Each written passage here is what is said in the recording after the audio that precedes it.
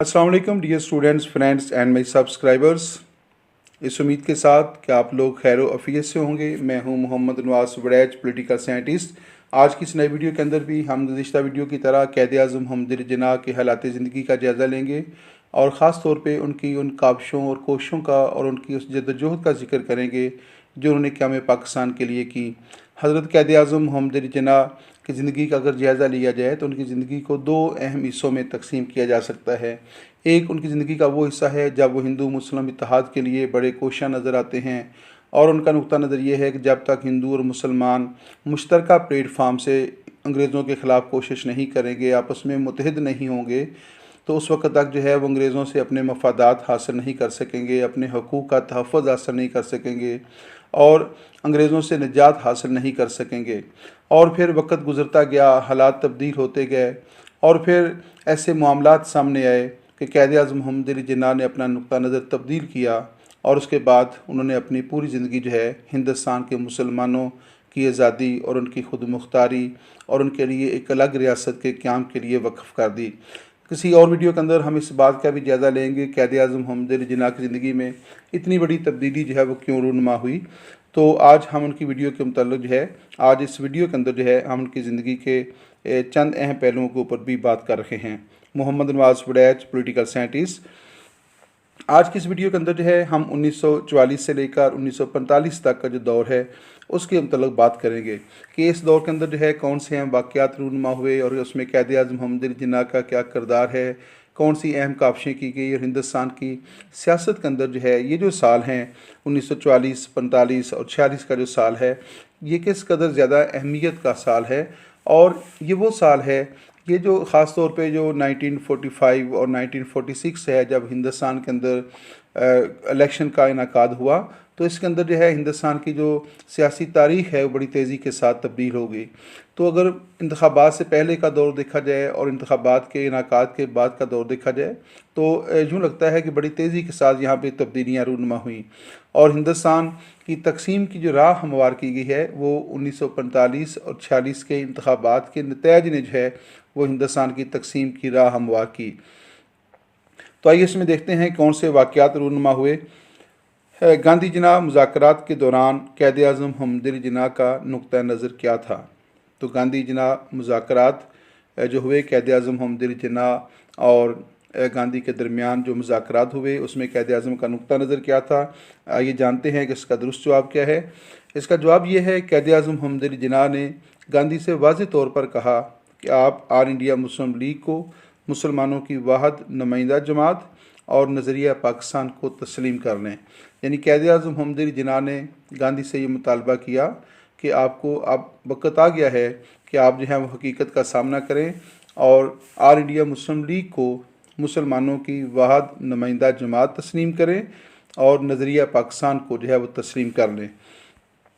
Next MCQ है, next सवाल है हिंदुस्तान के सियासी बहरान के ख़ात्मे के लिए वाइसराय लॉर्ड वेवल ने अपने प्लान का ऐलान कब किया।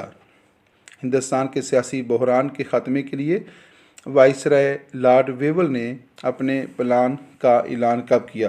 तो इसका दुरुस्त जवाब है कि लॉर्ड वेवल जो थे जो लॉर्ड लिंगलिथो के बाद हिंदुस्तान के वाइसराय बनकर रहे थे और उन्होंने हिंदुस्तान का जो बहरान था उसके हल के लिए 14 जून 1945 को एक प्लान का ऐलान किया और उसे लॉर्ड वेवल प्लान भी कहा जाता है। वेवल प्लान आमतौर पे वो जाना जाता है। तो ये उन्होंने 14 जून 1945 को जो था वो जारी किया था। नेक्स्ट है वेवल प्लान पर गौर करने के लिए वाइसराय लॉर्ड वेवल की तरफ से शिमला कॉन्फ्रेंस कब बुलाई गई। तो जो लॉर्ड वेवल जो थे जो उन्होंने हिंदुस्तान के बहरान के हल के लिए जो तजावीज़ पेश की थी, जो प्रपोज़ल उन्होंने दी जिनको वेवल प्लान का नाम दिया गया था, तो उसका जायज़ा लेने के लिए लॉर्ड वेवल की तरफ से शिमला में जो है एक कॉन्फ्रेंस का इनेकाद किया गया। तो सवाल ये है कि वो कॉन्फ्रेंस कब मुनक्कद हुई थी। बहुत अहम ये सवाल है। 25 जून 1945 को शिमला के मुकाम पर जो है जिसमें ऑल इंडिया मुस्लिम लीग के भी नुमाइंदे शामिल थे, ऑल इंडिया नेशनल कांग्रेस की तरफ से भी नुमाइंदे शामिल हुए और हुकूमत बरतानिया जो है वो भी उसमें फ़रीक थी। तो इस तरह तीनों फ़रीक़ों के दरमियान जो है हिंदुस्तान के मसले के हल के लिए एक अहम कॉन्फ्रेंस जो थी वो मुनक्कद हो रही थी। नेक्स्ट है शिमला कॉन्फ्रेंस में कुल कितने नुमाइंदों ने शिरकत की, यानी उसमें मुख्तलिफ़ सियासी जमातों और हुकूमत के कुल कितने नुमाइंदे शामिल हुए थे। तो याद रखिएगा डियर स्टूडेंट्स के शिमला कॉन्फ्रेंस के अंदर कुल 21 नुमाइंदे शामिल हुए थे। नेक्स्ट सवाल है ऑल इंडिया मुस्लिम लीग की तरफ से शिमला कॉन्फ्रेंस में कौन कौन से नुमाइंदे शामिल हुए, यानी ऑल इंडिया मुस्लिम लीग की तरफ से शिमला कॉन्फ्रेंस में किन अहम शख्सियात ने शिरकत की थी। तो उनमें जिन लोगों ने ऑल इंडिया मुस्लिम लीग की तरफ से शिमला कॉन्फ्रेंस में 1945 में शिरकत की, तो उनमें क़ायद आज़म मोहम्मद अली जिन्ना, लियाकत अली ख़ान और हुसैन इमाम थे। तो 3 शख्सियात ने शिमला कॉन्फ्रेंस में मुस्लिम लीग की तरफ से शिरकत की, जिनमें क़ायद आज़म मोहम्मद अली जिन्ना, लियाकत अली ख़ान और हुसैन इमाम जो थे वो शामिल थे। नेक्स्ट है ऑल इंडिया नेशनल कांग्रेस की तरफ से जो है शिमला कॉन्फ्रेंस में कौन से नुमाइंदों ने शिरकत की थी। तो डियर स्टूडेंट्स, हम जानते हैं कि ऑल इंडिया नेशनल कांग्रेस जो है उसकी तरफ से कौन से अहम नुमाइंदों ने शिरकत की। तो उनमें 3 नाम शामिल हैं, मौलाना अबुल कलाम आज़ाद, भोला भाई देसाई और JS मोतीलाल। तो ये 3 शख्सियात थीं जिन्होंने ऑल इंडिया नेशनल कांग्रेस की तरफ से जो है वो शिमला कॉन्फ्रेंस में शिरकत की थी। और ये भी याद रखिएगा कि मौलाना अबुल कलाम आज़ाद जो हैं वो उन दिनों ऑल इंडिया नेशनल कांग्रेस के सदर थे। नेक्स्ट है शिमला कॉन्फ्रेंस के दौरान क़ायद आज़म मोहम्मद अली जिन्ना के साथ कौन सा अहम वाक़या पेश आया। ये बहुत अहम बात है और इसको आपको ज़हन में रखना चाहिए और इससे आपने कुछ सबक भी हासिल करना है कि जो अजीम शख्सियात होती हैं, जो बड़ी शख्सियात होती हैं, जो बड़े कद की मालिक होती हैं, वो दुनियावी फ़ायदे को और जो ज़हरी फ़ायदे होते हैं उनको जो है वो मद्देनज़र नहीं रखती। वो किसी अजीम मकसद के लिए जो है वो कोशिश कर रही होती हैं और अगर उनके रास्ते में कोई छोटी मोटी रुकावट आ जाए, कोई लालच या डर आ जाए तो वो उसकी बिल्कुल परवाह नहीं करती। इस वाक़े को आपने ज़हन में रखना है और इससे एक सबक भी आपने हासिल करना है। सवाल ये है कि शिमला कॉन्फ्रेंस के दौरान क़ायद आज़म मोहम्मद अली जिन्ना के साथ कौन सा अहम वाक़या पेश हुआ। तो वाक़या कुछ डियर स्टूडेंट कुछ इस तरह का है। कॉन्फ्रेंस के दौरान क़ायद आज़म मोहम्मद अली जिन्ना को मुतालबा पाकिस्तान से दस्तबरदार होने की सूरत में 20 करोड़ नकद और ताहयात हिंदुस्तान का वज़ीर आज़म बनाने की पेशकश की गई। यानी क़ायद आज़म मोहम्मद अली जिन्ना को ये पेशकश की गई कि अगर आप क़याम पाकिस्तान के मुतालबे से दस्तबरदार हो जाते हैं तो फिर आपको 20 करोड़ रुपए नकद जो है वो रकम दी जाएगी और उसके साथ आपको ताहयात जो है वो हिंदुस्तान का वज़ीर आज़म बना दिया जाएगा।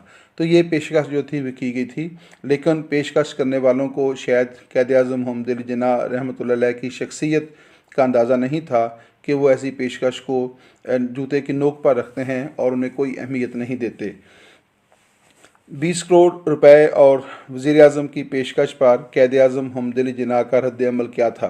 यानी जब उन्हें ये पेशकश की गई तो डियर स्टूडेंट्स आपने बताना है या आपने ये जानना है कि उसके रद्द-ए-अमल में क़ायद आज़म ने क्या जवाब दिया और क्या उनका नुक्ता नज़र था। क्या उन्होंने ये पेशकश कबूल कर ली थी या फिर वो किसी बड़े मकसद के लिए जद्दोजहद कर रहे थे, वो उसके ऊपर कायम रहे और उन्होंने इस पेशकश को ठुकरा दिया।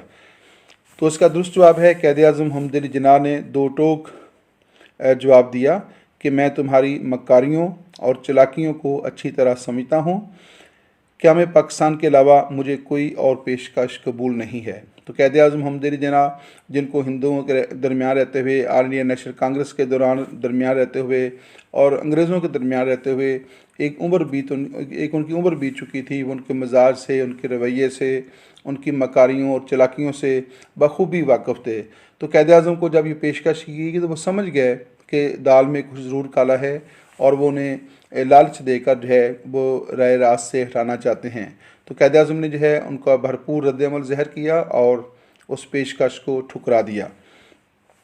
नेक्स्ट है 1945 में बरतानिया में होने वाले आम इंतखाबात में कौन सी पार्टी कामयाब हुई थी। 1945 जब दूसरी जंग अज़ीम अपने इख्तिताम को पहुँच रही थी तो उस दौरान जो है बरतानिया के अंदर जो है आम इंतखाबात का इनेकाद हुआ। तो आपने बताना है कि उन आम इंतखाबात में कौन सी पार्टी कामयाब हुई थी।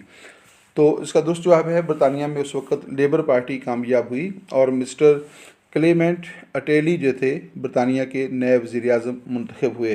तो डियर स्टूडेंट्स ये भी बात याद रखिएगा, शायद उसका आगे नए एपिसोड के अंदर ज़िक्र भी हो कि जब हिंदुस्तान तकसीम हुआ और पाकिस्तान का क़याम अमल में आया तो उस वक़्त भी बरतानिया में लेबर पार्टी ही बरसरे इक़्तिदार थी और मिस्टर अटेली जो है ये उस वक़्त बरतानिया के वज़ीर-ए-आज़म थे। तो नेक्स्ट देखते हैं, वाइसराय लॉर्ड वेवल ने मरकज़ी और सूबाई असम्बलियों के इंतखाबात कराने का ऐलान कब किया था। अब हिंदुस्तान के हालात बड़ी तेज़ी के साथ तब्दील हो रहे थे और बरतानवी हुकूमत जो है वो भी आस्ता आस्ता जो है ये सारी बसात जो है वो समेटना चाहती थी या उसको इस तरह समेटना चाहती थी कि बरतानवी हुकूमत की जो गिरफ्त है वो उसके ऊपर मजबूत हो जाए। तो उसने क्या किया कि उसने नए इंतखाबात का ऐलान किया। तो आपने बताना है कि नए इंतखाबात का ऐलान कब किया गया था। वाइसराय लॉर्ड वेवल ने 21 अगस्त 1945 को हिंदुस्तान में नए आम इंतखाबात के इनेकाद का ऐलान किया था। तो नेक्स्ट सवाल है, 1945-46 के इंतखाबात में आल इंडिया मुस्लिम लीग के मंशूर के दो अहम नुकात कौन से थे। यानी ये जो 1945 और 46 के इंतखाबात हैं, डियर स्टूडेंट्स ये याद रखिएगा कि ये जो 1945 और 46 का हम बात करते हैं तो 1945 में जो मरकज़ी असम्बली थी उसके इंतखाबात हुए थे और सूबाई असम्बलियों के जो इंतखाबात थे वो आगे जाकर फरवरी 1946 में हुए थे। तो क्योंकि कुछ इंतखाबात दिसंबर 1945 में हुए और कुछ जो बकिया इंतखाबात थे वो फरवरी 1946 में हुए, इसलिए इन इंतखाबात को 45-46 के इंतखाबात कहा जाता है। तो सवाल ये है कि आल इंडिया मुस्लिम लीग का जो मंशूर था उसमें अहम नुकात कौन से थे। तो उसमें पहला जो उनका पॉइंट था वो था कि आल इंडिया मुस्लिम लीग हिंदुस्तान के मुसलमानों की वाहिद नुमाइंदा जमात है और दूसरा उनका ये था कि हिंदुस्तान के मुसलमानों का हिंदुस्तान के मसले का वाहिद हल पाकिस्तान का क़याम है। तो पहला जो पॉइंट है कि हिंदुस्तान के अंदर और भी कुछ सियासी जमातें थीं, कुछ सियासी जमातें मुसलमानों की ऐसी थीं जिन्हें कांग्रेस की जो है वो हमायत हासिल थी या कांग्रेस की सरपरस्ती हासिल थी और कांग्रेस उनको जो है सपोर्ट करती थी। लेकिन मुस्लिम लीग का ये मुतालबा था कि ऑल इंडिया मुस्लिम लीग ही वो वाहिद सियासी जमात है जो तमाम हिंदुस्तानियों की नुमाइंदगी करती है। तो ये उनका मुतालबा था। और फिर दूसरा ये था कि हिंदुस्तान के मसले का जो वाहिद हल है वो क़याम पाकिस्तान है। दरअसल ये जो तारीख़ है जो 1857 से शुरू होती है और 1947 तक इसका एक एपिसोड जो है ख़त्म होता है। तो इसमें जो हिंदुस्तान का जो मसला है वो एक पॉइंट के ऊपर है। अगर आप पाकिस्तान मूवमेंट को पढ़ें या हिंदुस्तान की ये जो तारीख़ है 1857 से लेकर 1947 तक, तो ये पूरी तारीख़ एक पॉइंट के गिर्द घूमती हुई नज़र आती है और वो पॉइंट है कि इस हिंदुस्तान के अंदर हिंदुओं और मुसलमानों के बाहमी तल्लुक़ की नोयत क्या होनी चाहिए और किस तरह के हालात में यहाँ पे जो मुसलमान हैं वो हिंदू गलबे से, हिंदू अक्सरियत से अपने आप को महफूज रख सकते हैं। तो हिंदू मुस्लिम तल्लुक़ात की नोयत क्या होनी चाहिए और किस तरह जो है कौन सा ऐसा फार्मूला हो, कौन सा ऐसा आइन लाया जाए, कौन सा ऐसा सिस्टम दिया जाए कि जिससे हिंदू भी मुतमिन हों और मुसलमान भी मुतमिन हो सकें, ताकि कोई भी कौम जो है वो एक दूसरे से खौफज़दा ना हो। तो दरअसल ये जो पूरी मूवमेंट है वो एक ही नुक्ते के गिर्द घूमती है कि हिंदुओं और मुसलमानों के बाहमी तल्लुक़ की नोयत क्या होनी चाहिए। तो अगर इसको पढ़ते जाएँ तो ये बात समझ में आती जाती है। तो देखें कि हिंदू और मुसलमानों के जो बाहमी तल्लुक़ है उसके बारे में ये बात बड़ी वाज़ेह नज़र आती है कि बहुत जल्द ये बातें वाज़ेह हो गई थी कि हिंदुस्तान के जो मुसलमान हैं उनके मफादात और उनके जो हुकूक हैं वो हिंदुओं के मफादात और उनके हुकूक से टकराते हैं। इस तरह ऑल इंडिया नेशनल कांग्रेस के जो मफादात थे, जो उनका जो तर्ज़ सियासत था, जो उनकी तरजीहात थी, वो मुसलमानों के मफादात से टकरा रही थी। तो इस मसले का जो एक हल है वो क़ायद आज़म पेश कर रहे थे, ऑल इंडिया मुस्लिम लीग के प्लेटफार्म से पेश किया जा रहा था और इस तल्लुक़ की नोयत क्या होनी चाहिए इसका एक हल जो है वो ऑल इंडिया नेशनल कांग्रेस जो है वो पेश कर रही थी या उसकी जो बड़ी लीडरशिप थी वो पेश कर रही थी। एक हल जो है वो बरतानवी हुकूमत जो है जो उस वक़्त बरसर इक़्तिदार थी वो भी जो है उसके लिए काविशें कर रही थी और वक्तन फ़क्तन मुख्तलिफ़ दसातीर मुतारफ़ करके उसमें जो है वो इस मसले का हल निकालने की कोशिश कर रही थी। लेकिन इस मसले का हल क्या निकला?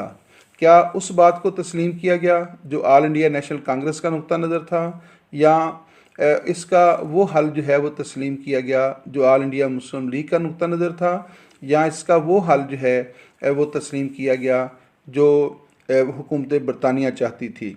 अगर इसका जायज़ा लिया जाए तो एक बात वाज़ी हो गई 1947 में, जो हम नेक्स्ट एपिसोड में बड़ी तफसील से उसका जिक्र करेंगे, कि 1947 में जो फ़ैसला हुआ, क्या वो मुतालबा ऑल इंडिया नेशनल कांग्रेस का था, या वो मुतालबा ऑल इंडिया मुस्लिम लीग का था, या वो बरतानवी हुकूमत जो है बज़ाते ख़ुद ऐसा करना चाहती थी। तो अगर इसको देखा जाए, गैर जानबदाराना तहकीक की जाए और इसका गैर जानबदाराना तरीके से तज्ज़िया किया जाए, तो ये बात बड़ी खुलकर जो है वो वाज़ी हो जाती है कि 1947 में जो फ़ैसला हुआ वो दरअसल all India Muslim league, Hindustan के मुसलमानों का मुतालबा था, जिसे तस्लीम करना पड़ा, जिसे हिंदुओं को भी तस्लीम करना पड़ा, ऑल इंडिया नेशनल कांग्रेस को तस्लीम करना पड़ा और हुकूमत बरतानिया को भी जो है तस्लीम करना पड़ा। अब सवाल ये है कि ऐसा क्यों हुआ, क्यों तस्लीम करना पड़ा? तो उसकी वजह यह है कि मुसलमानों का जो मुतालबा था वो हकीकत पर मबनी था, और जो हकीकत होती है, जो सच होता है, उसको ज़्यादा देर तक ठुकराया नहीं जा सकता, उसको ज़्यादा देर तक नज़रअंदाज नहीं किया जा सकता। तो मुसलमानों का मुतालबा जो है, जो मुसलमानों के जो तहफ़्फ़ुज़ात थे, वो सारी चीज़ें जो हैं इतनी हकीकत पर मबनी थी कि आखिरकार जो है हिंदुस्तान को उन्हीं शराइत के ऊपर तकसीम होना पड़ा जिसका मुतालबा जो है ऑल इंडिया मुस्लिम लीग की तरफ से और उसकी सियासी क़यादत की तरफ से जितना किया जा रहा था। तो ऑल इंडिया मुस्लिम लीग को जो है वो वाहिद नुमाइंदा जमात तस्लीम किया जाए और हिंदुस्तान के मसले का वाहिद हल जो है वो क़याम पाकिस्तान है। नेक्स्ट बच्चों सवाल है कि 1945 और 46 के इंतखाबात में ऑल इंडिया नेशनल कांग्रेस जो है उसके मंशूर के अहम नुकात क्या थे। तो आइए देखते हैं कि पहले हमने देखा है कि मुस्लिम लीग के मंशूर के अहम नुकात क्या थे और ऑल इंडिया नेशनल कांग्रेस के नुकात क्या थे। तो वो देखते हैं कि कांग्रेस सारे हिंदुस्तान की वाहिद नुमाइंदा जमात है, और दूसरा नुक्ता नज़र क्या था कि हिंदुस्तान की तकसीम नामुमकिन है। अब दोनों जो है जो मुतालबात हैं वो टकरा रखे हैं।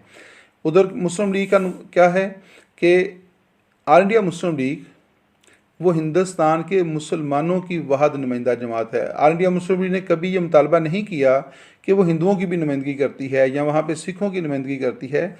उसका मुतालबा ये था कि वो सिर्फ मुसलमानों की नुमाइंदगी करते हैं, वो सिर्फ मुसलमानों के हकूक़ और मुसलमानों के जो मफादात हैं उनके तहफ़्फ़ुज़ के लिए काम कर रही है, और वो हिंदुस्तान के तमाम मुसलमानों के मफादात का तहफ़्फ़ुज़ जो है कर रही है, तमाम मुसलमानों के हकूक़ के लिए जंग लड़ रही है, कोशिश कर रही है। लिहाजा ऑल इंडिया मुस्लिम लीग को मुसलमानों की वाहिद नुमाइंदा जमात तस्लीम किया जाए। अब दूसरी तरफ कांग्रेस क्या कह रही है कि वो तमाम हिंदुस्तानियों की नुमाइंदा जमात है। तमाम हिंदुस्तानियों में मुसलमान भी शामिल हैं, सिख भी हैं, ईसाई भी हैं, हिंदू भी हैं, तो जो भी लोग वहाँ पे रहते हैं सब की नुमाइंदगी करती है।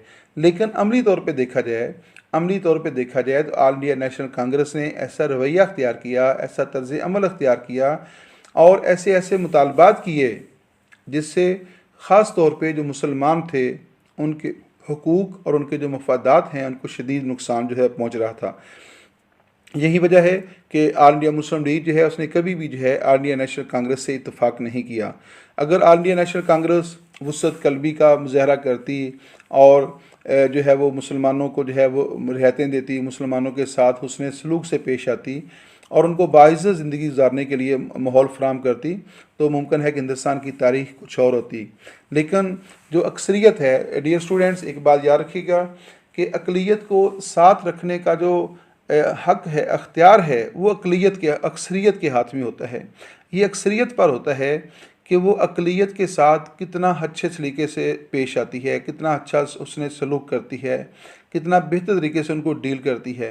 तो अगर अक्सरियत जो है वो अक़लियत के साथ अच्छा रवैया अख्तियार करती है तो फिर जो अक़लियतें होती हैं उनको बड़ी महफूज रहती हैं, वो समझती हैं कि हमें कोई डर या खौफ नहीं है, तो वहाँ पे उनके अंदर लैदगी के कोई जज्बात पैदा नहीं होते या ना ही लैदगी की वो कोशिश करती हैं।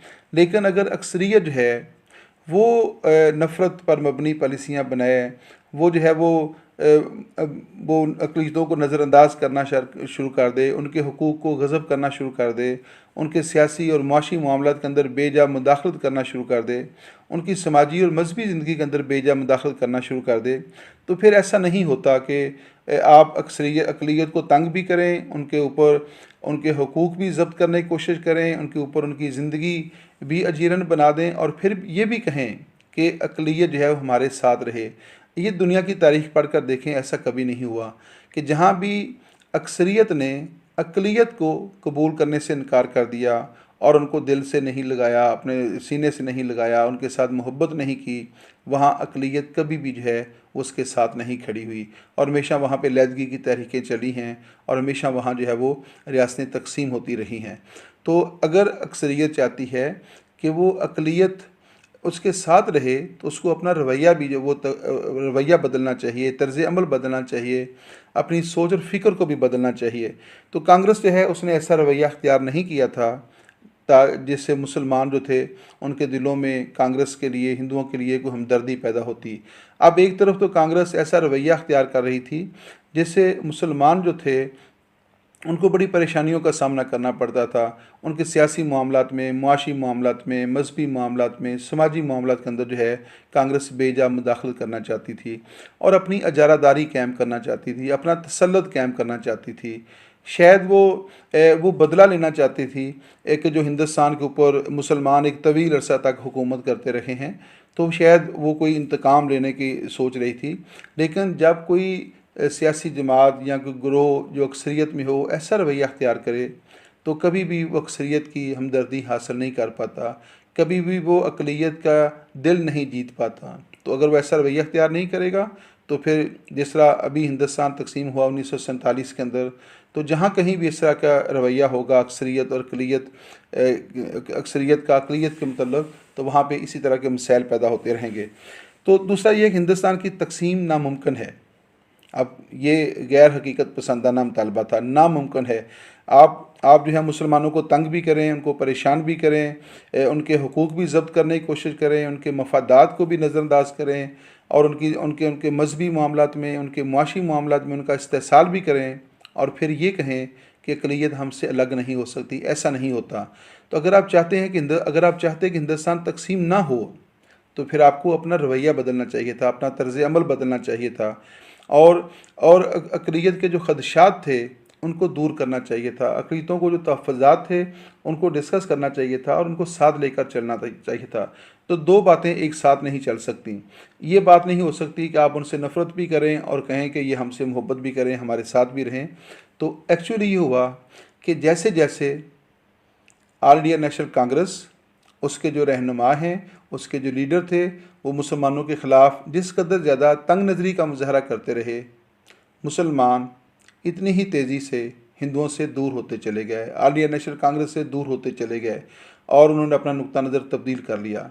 यहाँ तक कि ऑल इंडिया नेशनल कांग्रेस की तरफ से मुसलमानों के ख़िलाफ़ इतना नफ़रत अंगेज़ रवैया अख्तियार किया गया कि मुसलमान ये सोचने पर मजबूर हो गए कि अब हम इनके साथ नहीं रह सकते। अब हमारा मसला ये नहीं है कि हमें कोई ऐसा आइन चाहिए कि जिसमें हम दोनों कौमें मिलकर रह सकें। अब बात इससे आगे निकल चुकी थी और आगे यहाँ तक निकल चुकी थी कि अब हम किसी भी सूरत में इनके साथ रह ही नहीं सकते। हमें अलग रियासत चाहिए, अलग वतन चाहिए।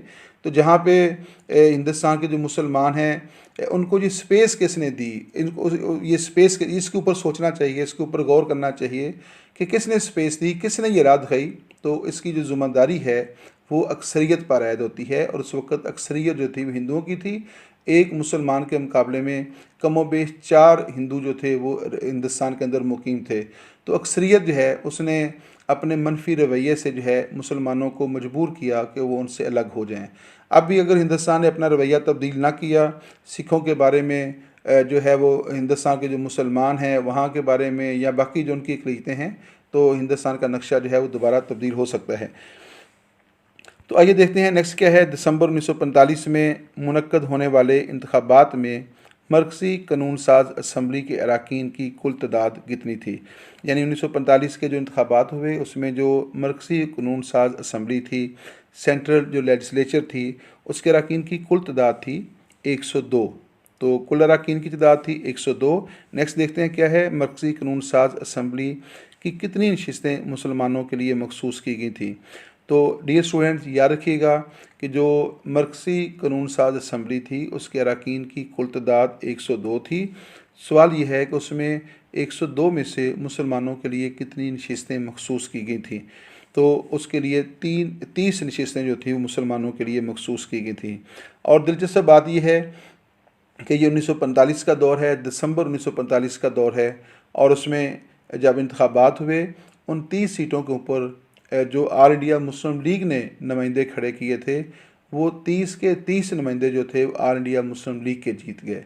और 8 मेंबर जो है, नेक्स्ट सवाल भी हमने इसको ऐड किया है, 8 मेंबर बिला मुकाबला जीत गए। और किसी भी जो कांग्रेस ने जो अपने नुमाइंदे खड़े किए थे, या कांग्रेस के जो हमायत याफ्ता बाकी जो छोटी मोटी सियासी जमातें थीं मुसलमानों की, उन्होंने जो नुमाइंदे खड़े किए थे जिनको कांग्रेस सपोर्ट कर रही थी, उनकी हमायत कर रही थी या उनकी कंपेन चला रही थी, तो उसमें कोई भी शख्स जो था वो मुंतखब नहीं हुआ था। तो गोया 1930 तक हालात यहाँ तक पहुँच चुके थे कि हिंदुस्तान के तमाम मुसलमान इस बात के ऊपर मुतफिक हो चुके थे कि सिर्फ मुस्लिम लीग ही उनके हकूक़ और मफादात की असल मुहाफ़िज़ है, और हिंदुस्तान के मसले का हल जो है वो सिर्फ एक है कि हिंदुस्तान को तकसीम कर दिया जाए। नेक्स्ट सवाल है, ऑल इंडिया नेशनल कांग्रेस ने कितनी नशिस्तों पर कामयाबी हासिल की? तो कुल नशिस्तें थीं 102, जिसमें 30 नशिस्तें मुसलमानों ने जीत ली थी। तो आपने बताना है कि ऑल इंडिया नेशनल कांग्रेस जो है उसने कितनी सीटों पर कामयाबी हासिल की। तो ऑल इंडिया नेशनल कांग्रेस ने 57 सीटों पर कामयाबी हासिल की थी। डियर स्टूडेंट्स, एक सवाल मैं आपको और डिस्कस करता चलूँ कि ये जो इंतखाबात थे, ये जुदागाना तर्ज इंतखाब की बुनियाद के ऊपर हुए थे। जुदागाना तर्ज इंतखाब में ये होता है कि जो मुख्तलिफ़ मजहबी फ़िरके होते हैं उनके लिए उनकी आबादी के अतबार से मजलिस कानून साज की नशिस्तें मखसूस कर दी जाती हैं। और ये जो 1945 के जो इंतखाबात हुए, इसमें जुदागाना तर्ज इंतखाब रैज किया गया था, और इसमें मुसलमानों की जो नशिस्तें थीं, यानी 102 नशिस्तों में से मुसलमानों की आबादी के अतबार से 30 नशिस्तें मखसूस की गई थीं। जुदागाना तर्ज इंतखाब में ये होता है कि जो सीटें जिस मजहबी फ़िरके के लिए मखसूस की जाती हैं, उन सीटों पर सिर्फ उसी मजहबी फ़िरके से ताल्लुक़ रखने वाले अफराद ही इंतखाबात में हिस्सा ले सकते हैं। मसलन ये जो 30 सीटें थी मुसलमानों के लिए जो मखसूस थीं, इन 30 सीटों पर सिर्फ मुसलमान इलेक्शन लड़ सकते थे, यानी एक मुसलमान के मुकाबले में दूसरा भी मुसलमान होना ज़रूरी होता है। यानी इन हलकों के ऊपर ये नहीं हो सकता कि जो एक नशिस्त के ऊपर मुसलमान का मुकाबला हिंदू से होगा या हिंदू का मुकाबला मुसलमान से होगा। तो अगर एक इंतखाबी हलके से 5 लोग भी इलेक्शन लड़ रहे हैं तो ज़रूरी है कि 5 के 5 मुसलमान हों। और इस तरह जो है इसका फ़ायदा ये होता है कि वहाँ जो लोग मुंतखब होंगे उन 30 सीटों के ऊपर, वो मुसलमान होंगे। उनका तल्लुक़ मुख्तलिफ़ सियासी जमातों से तो हो सकता है, लेकिन मजहबी एतबार से मुसलमान होंगे। तो ये भी एक अहम मौजू है हिंदुस्तान की जो सियासी तारीख़ है कि इसमें जुदागाना तर्ज इंतखाब के हवाले से ये भी एक पूरा लेक्चर जो है इसके लिए रिक्वायर्ड है। इंशाल्लाह हम नेक्स्ट कोशिश करेंगे कि अनकरीब जो है इसके ऊपर भी बात करें। नेक्स्ट सवाल है, ऑल इंडिया नेशनल कांग्रेस ने कितनी मुस्लिम नशिस्तों पर कामयाबी हासिल की? अब जो देखें, ऑल इंडिया नेशनल कांग्रेस जो है उसका ये दावा था कि वो भी मुसलमानों की नुमाइंदगी करती है, बल्कि उसका दावा ये था कि वो तमाम हिंदुस्तानियों की नुमाइंदगी करती है। तो ऑल इंडिया नेशनल कांग्रेस ने जो है इन 30 नशिस्तों के ऊपर अपने नुमाइंदे भी खड़े किए थे, और जो जिन जिन मुस्लिम जो सियासी जमातें थी, कुछ ऐसी सियासी जमातें थीं जिनको all India national Congress support करती थी, तो वहाँ भी जो है तो गोया ऑल इंडिया नेशनल कांग्रेस को जो है एक भी मुस्लिम नशिस्त के ऊपर कामयाबी हासिल नहीं हुई थी। यानी जिस उम्मीदवार को ऑल इंडिया नेशनल कांग्रेस के टिकट से इलेक्शन लड़ा, तो उसको ऑल इंडिया मुस्लिम लीग के उम्मीदवार के मुकाबले में शिकस्त का सामना करना पड़ा। तो 30 की 30 सीटें ऑल इंडिया मुस्लिम लीग ने जीती, और ऑल इंडिया नेशनल कांग्रेस जो है किसी भी एक सीट के ऊपर मुसलमानों की हमायत हासिल ना कर सकी। अगरचे उन नशिस्तों के ऊपर मुसलमान ही इलेक्शन लड़ रहे थे जिनको कांग्रेस ने टिकट दिया था, लेकिन किसी भी नशिस्त के ऊपर कांग्रेस का उम्मीदवार जो है वो कामयाब नहीं हुआ था। तो इससे अंदाज़ा लगा दें कि 1945 तक जो मुसलमान हैं वो किस कदर जो है वो क्लियर हो चुके थे कि असल उनके मफादात की मुहाफ़िज़ कौन सी जमात है, और कांग्रेस की जो चलाकियाँ और मकारियाँ और जो अयारियाँ थीं वो बड़ी खुलकर जो है वो सामने आ चुकी थी। लिहाजा मुसलमान किसी भी सूरत में उन पर एतमाद करने के लिए तैयार नहीं थे। नेक्स्ट है, दिसंबर 1945 के मरकज़ी कानून साज असम्बली के इंतखाबात में ऑल इंडिया मुस्लिम लीग के कितने उम्मीदवार बिला मुकाबला मुंतखब हुए? तो इसका दुरुस्त जवाब है 8 उम्मीदवार जो थे ऑल इंडिया मुस्लिम लीग के बिला मुकाबला मुंतखब हुए। और डियर स्टूडेंट, और ये भी याद रखिएगा कि बहुत सारे जो अरकान थे जो ऑल इंडिया मुस्लिम लीग के मुकाबले में इलेक्शन लड़ रहे थे मुख्तलिफ़ सियासी जमातों के, उनकी ज़मानतें ज़ब्त हो गई थी। यानी वो उनको जो वोट डाले गया वो एक बहुत ही कम तादाद में वोट उनको मिले, और उनकी ज़मानतें जो थी वो ज़ब्त हो गई थी। नेक्स्ट है मुत्तहिदा हिंदुस्तान में सूबाई असम्बलियों के इंतखाबात का इनेकाद कब हुआ। तो मरकज़ी असम्बली के जो इंतखाबात थे वो दिसंबर 1945 में हुए। आपने बताना यह है कि सूबाई असम्बलियों के इंतखाबात का इनेकाद कब हुआ। तो इसका दुरुस्त जवाब है फरवरी 1946 में। नेक्स्ट सवाल देखते हैं। तमाम सूबाई असम्बलियों की मुसलमानों के लिए मखसूस जो नशिस्तें थी 500 495, तो उसमें से ऑल इंडिया मुस्लिम लीग ने कितनी सीटें जीती थीं। यानी जो सूबाई असम्बलियों के इंतखाबात हुए, हिंदुस्तान की जो तमाम सूबाई असम्बलियाँ थीं उनमें मुसलमानों के लिए कुल नशिस्तें 495 मुकर्रर की गई थी, नाम उसमें मखसूस की गई थी। तो बताना है कि उसमें 495 में से ऑल इंडिया मुस्लिम लीग ने कितनी सीटें जीती। तो उसका दुरुस्त जवाब है 440। तो ऑल इंडिया मुस्लिम लीग जो है उसने 440 नशिस्तों पर जो है वो कामयाबी हासिल की थी। तो डियर स्टूडेंट्स, एक कन्फ्यूजन भी है कि ये जो अभी मैंने आपको फिगर बताया है कि कुल नशिस्तें जो हैं वो 495 हैं और उसमें से 440 नशिस्तों पर मुस्लिम लीग ने कामयाबी हासिल की। तो जब मैं ये लेक्चर तैयार कर रहा था तो मैंने एक और किताब के अंदर जो है इसको देखा कि उसमें 427 सीटें लिखी हुई हैं, यानी ऑल इंडिया मुस्लिम लीग ने 427 सीटों पर कामयाबी हासिल की। लेकिन जो मेरे पास जो ज़्यादा अथेंटिक किताब है वो उसमें जो है वो 440 लिखे हुए हैं। वो रिकमेंडेड किताब है और वो ऑथेंटिक है। वो पंजाब यूनिवर्सिटी के जो शोबा सियासियात है उसके जो चेयरमैन रहे हैं डॉक्टर हसन असरी रिजवी, उनकी किताब जो है वो जो एक सोर्स के तौर पे भी इस्तेमाल होती है, उसमें 440 लिखा हुआ है और दो जगहों से मैंने देखा कि वहाँ पे तादाद मुख्तलिफ लिखी हुई है। नेक्स्ट है 1945 के इंतखाबात के बाद मरकज़ी कानून साज असम्बली में इसी सियासी जमातों की पोजीशन क्या थी। सवाल ये है कि जब 1945 में मरकज़ी कानून साज असम्बली के इंतखाबात हुए तो उसमें जो मुख्तलिफ सियासी जमातें थीं उनकी पोजीशन क्या थी, यानी किस सियासी जमात ने कितनी सीटें हासिल की। तो कुल नशिस्तें थीं 102। उन 102 में से ऑल इंडिया मुस्लिम लीग ने 57 सीटों पर कामयाबी हासिल की। ऑल इंडिया नेशनल कांग्रेस जो है उसने 57 सीटों पर कामयाबी हासिल की। ऑल इंडिया मुस्लिम लीग ने 30 सीटों पर कामयाबी हासिल की है। अकाली दल जो है उसने 2 सीटों पर कामयाबी हासिल की। आज़ाद अरकान उसमें 5 थे और इसके अलावा जो है यूरोपियन यूनियन जो है उसके 8 नुमाइंदे जो थे उसमें शामिल थे। तो इस तरह जो मरकज़ी कानून साज असम्बली है जिसके अरकान की कुल तादाद 102 थी, तो इस तरह उसकी जो सियासी जमातों की जो तकसीम बनती है वो इसके मुताबिक है। 1945 के इंतखाबात में क़ायद-ए-आज़म मोहम्मद अली जिन्ना ने कहाँ से इंतखाब में हिस्सा लिया था। यानी 1945 के जो इंतखाबात हुए उसमें क़ायद-ए-आज़म मोहम्मद अली जिन्ना जो थे उनका इंतखाबी हल्का कौन सा था, या किस इंतखाबी हल्के से उन्होंने जो है वो या किस रियासत से जो है उन्होंने इंतखाबात में हिस्सा लिया था। तो उन्होंने बम्बे से जो है वो इंतखाबात में हिस्सा लिया था।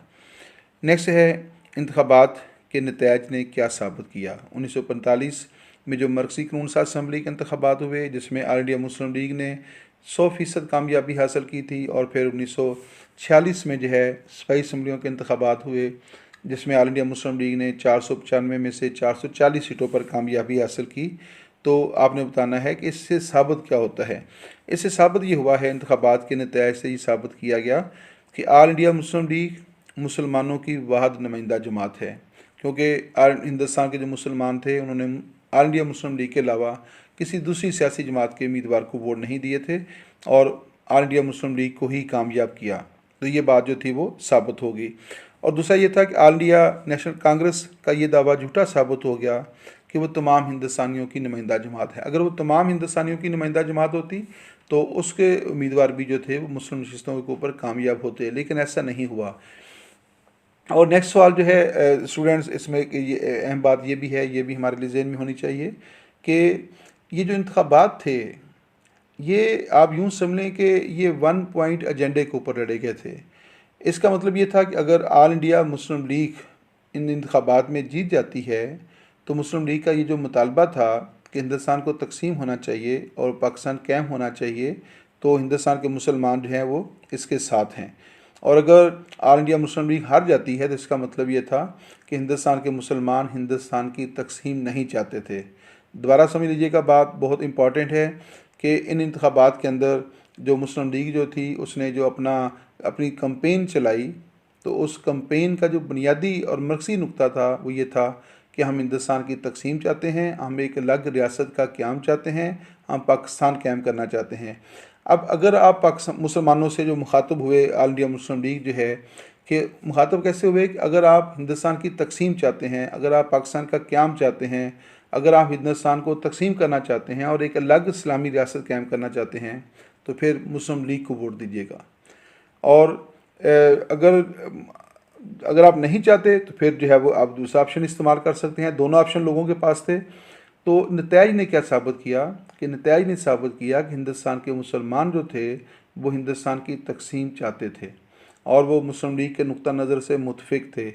यही वजह है कि ऑल इंडिया मुस्लिम लीग उसने 100% जो है मरकज़ी सतह के ऊपर कामयाबी हासिल की।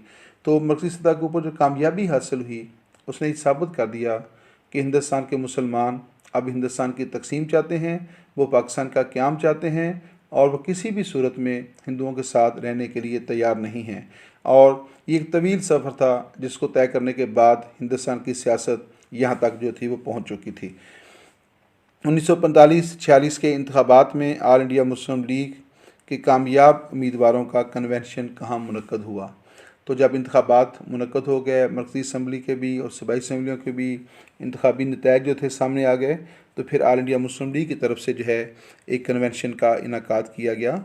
तो बताना ये है कि ये कन्वेंशन कब हुआ और कहाँ पे हुआ। तो डियर स्टूडेंट्स, ये कन्वेंशन जो है ये 19 अप्रैल 1946 को ये कन्वेंशन दिल्ली में मुनक्कद हुआ था। यानी 19 अप्रैल 1946 को ये कन्वेंशन दिल्ली में मुनक्कद हुआ, जिसमें ऑल इंडिया मुस्लिम लीग के उन तमाम नुमाइंदों ने शिरकत की थी जो मरकज़ी असम्बली से मुंतखब हुए थे और जो मुख्तलिफ़ सूबाई असम्बलियों से के इंतखाबात में कामयाब हुए थे। तो उसमें जो है वो ये कन्वेंशन जो था उनका जो था इनेकाद किया गया। और इस कन्वेंशन के अंदर जो है क़ायद आज़म हमद अली जिन्ना जो हैं उन्होंने बड़े वाज़ेह तौर पे कहा था कि अब जो है वो जो हमारा फ़ैसला है, अब हमने उस फैसले की तस्दीक हो गई है कि हम पाकिस्तान बन के रहेगा, हम पाकिस्तान के क़याम के अलावा कोई और जो है वो हाल हिंदुस्तान का कबूल नहीं करेंगे, तो पाकिस्तान बन के रहेगा। उन्होंने इस कन्वेंशन के अंदर ख़िताब करते हुए फरमाया था कि पाकिस्तान बन के रहेगा और हमारा दुश्मन जो है वो इसमें मुख्तलिफ़ तख़ीरी हरबे तो इस्तेमाल कर सकता है, लेकिन अब वो इसके क़याम को रोक नहीं सकता। क्योंकि जब कोई कौम फ़ैसला कर लेती है और अवामी सतह के ऊपर जो है जब वो फ़ैसला हो जाता है, तो फिर अवाम के उस फ़ैसले को, उस ताकत को जो है वो रोका नहीं जा सकता। तो वो गोया ये फ़ैसला हिंदुस्तान के मुसलमानों ने दे दिया था, अब उसको रोकना मुमकिन नहीं था। तो उसमें जैसा कि क़ायद आज़म ने कहा कि तख़ीरी हरबे तो इस्तेमाल हो सकते हैं, लेकिन अब मामला यहाँ तक पहुँच गया है कि अब इसको ज़्यादा देर तक जो है रोका नहीं जा सकता। तो एक ना एक दिन जो है ये बहुत जल्द जो है पाकिस्तान का क़याम अमल में आएगा। तो आप देखें कि 1945 और 46 के जो इलेक्शन है, यानी फरवरी और मार्च 1946 तक जो है, तो मामला जो थे अभी बड़े रूटीन में चल रहे थे, यानी तहरीक चल रही थी, मामला चल रहे थे। लेकिन इन नताइज के बाद जो है जो बरतानवी हुकूमत है वो भी ये सोचने के ऊपर मजबूर हो गई थी कि अब जो है हिंदुस्तान के मुसलमानों ने बड़ा वाज़ेह तौर पे फ़ैसला दे दिया है, अब इसको रोकना हमारे लिए मुमकिन नहीं है। और फिर हिंदुस्तान के अंदर भी ऐसी तब्दीलियाँ रूनुमा होती गईं। तो फिर 1946 के फ़ौरन बाद जो है हालात इतनी तेज़ी के साथ बदले, इतनी तेज़ी के साथ बदले कि अगर हम 1946 और 47 का दौरानिया जो है उसका मुताला करें तो बड़ा अजीब सा लगता है कि इतनी तेज़ी के साथ काम किया गया और ऐसे जो है वो इतना इतना तेज़ी के साथ अमल दरामद किया गया कि जैसे किसी को संभलने का मौका भी ना दिया जा रहा हो कि कोई संभल सके। और जैसे जब उन्होंने कहा कि जब हमने इसको तकसीम करना है या तकसीम करना पड़ गया है हमें, तो फिर उन्होंने इसको इतनी तेज़ी के साथ जो है वो इसको फ़ैसले के ऊपर अमल दरामद कराया कि मुसलमानों को या ऑल इंडिया मुस्लिम लीग को संभलने का भी मौका जो है वो ना मिल सके। तो इसमें भी जो है वो एक बदनीयती सी जो है वो नज़र जो है वो आ रही है। खैर आगे चलते हैं, इस वीडियो का यहाँ पे इख्तिताम होता है। अल्लाह ताला आपको आसानियाँ अता फरमाए और आसानियाँ तकसीम करने की तौफीक अता फरमाए। यहाँ पे इस वीडियो का इख्तिताम होता है। नेक्स्ट वीडियो के अंदर हम जो है वो नेक्स्ट नया एपिसोड देखेंगे, उसमें हम 1946 और 1947 के हालात को देखेंगे, जिसमें कैबिनेट मिशन है और इसके अलावा जो है बुरी हुकूमत का क़याम है, और फिर हिंदुस्तान की तकसीम का फ़ैसला है। तो उसमें भी 3 अहम इवेंट हैं, जैसे बुरी हुकूमत का क़याम, कैबिनेट मिशन हिंदुस्तान में आमद, और फिर 3 जून प्लान। ये 3 अहम वाक़यात हैं, उनके ऊपर नेक्स्ट एपिसोड हमारा होगा, और उसमें हम और भी जो है वो पाकिस्तान मूवमेंट के हवाले से और इस जद्दोजहद पर बात करेंगे, और क़ायद-ए-आज़म की खिदमात को भी सराहेंगे। तो अल्लाह ताला हम सब का हामी नासिर हो। अल्लाह ताला उन तमाम लोगों को आला बुलंद मुकाम अता फ़रमाए जिन्होंने क़याम पाकिस्तान के लिए और इस्तेहकाम पाकिस्तान के लिए काम किया है। अल्लाह हाफ़िज़।